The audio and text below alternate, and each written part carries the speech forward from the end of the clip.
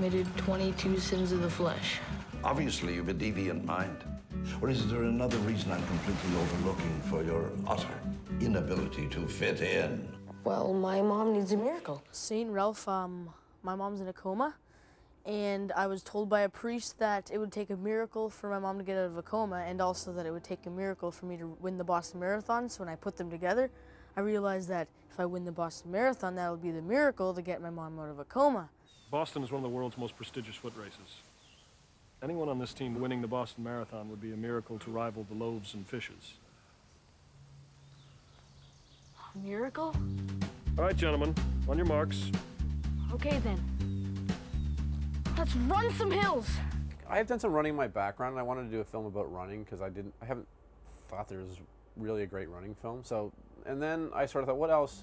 And then I sort of got into thinking about doing a film about belief, and at a time in my life where I was like, what do I believe in and stuff like that. And so I was looking around for those themes, and then the idea of this 14-year-old kid trying to help his mom sort of came into my head, and it just evolved from there. I'll tell you right now, you're never going to win Boston. But if you still insist on running it, I'll coach you. Hills on the way over were pretty brutal. The workout hasn't started yet. That's the hill. Run. My character, Father Hibbert, is the kind of, you know, he doesn't really, he's an ex-runner, and our boy Ralph is a runner, becomes a runner, obviously, and that's where he kind of, through the kid, he gets he gets back on track in his own life. Mr. Walker. Here's my late slip. Against boredom, the gods themselves fight in vain. You think so? Nietzsche does. Independent seat work for the remainder of the period. Have you read Nietzsche? Is he that Chinese guy? No, he's that philosopher guy. Here's a Catholic priest. He's actually reading Nietzsche, who, you know, obviously, and I'm not a Nietzsche expert, but one of his main, you know, criteria as he developed his philosophies was that, you know, organized religion is about as heinous as it gets. So it's fascinating immediately that a character like me, who obviously does believe in God and believes in educating kids that way and all that, that he also can find something that's good and intriguing and interesting about what that philosopher was saying. Sit.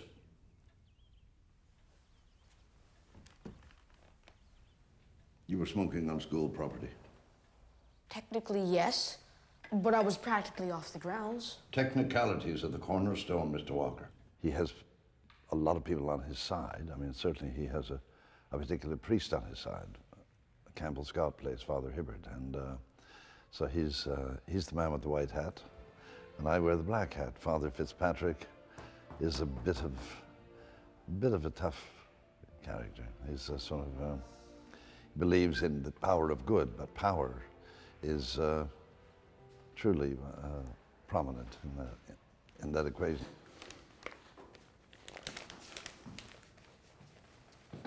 You wanted to see me, Father?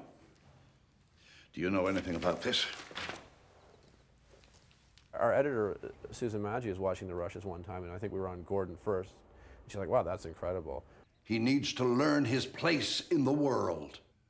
All of our students need this from us. It's what we do as teachers, Father Hibbert. It's our gift! And then she would turn around, and we're on Campbell for his side, and she's like, it's a master class in acting. His mother is dying. And that's the reason he is still a student here. I'm trying to help the boy. He'll be put in a home as soon as the paperwork is done.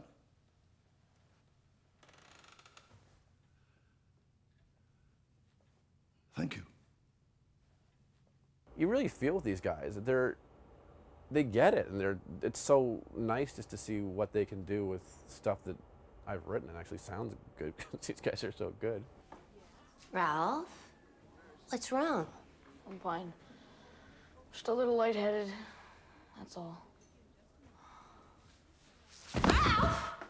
I play Nurse Alice, who's like a no-nonsense nurse. Adam plays a kid that sees everything. He just notices things like, that's odd, that's a little odd. And she sort of befriends Adam's character. Okay, so ready for rehearsal? Yeah. Yes, sir. Okay. Yes, please. Let's go for rehearsal, Fergus? Yeah. Okay.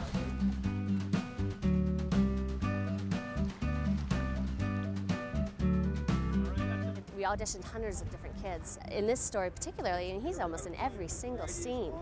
And he's the kind of kid where it's absolutely amazing. We had 2 really tough days off the top because just based on scheduling, it was some of the days in the hospital with Emma, his mom. I know. I feel the same. Not quite the haircut I had in mind.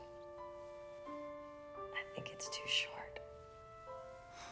You could pull it off. Not many could. You make a fantastic scarf selector. Thank you, Ralph. You're welcome. Really emotional scenes, and it was going to be a big test to see whether or not we really did have our guy. And you know, he went in there and he just knocked us dead. He just was fabulous.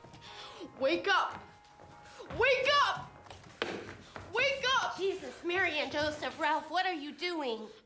I thought the music might wake her up. Well, it won't. I know. I know. The whole set, everybody's crying.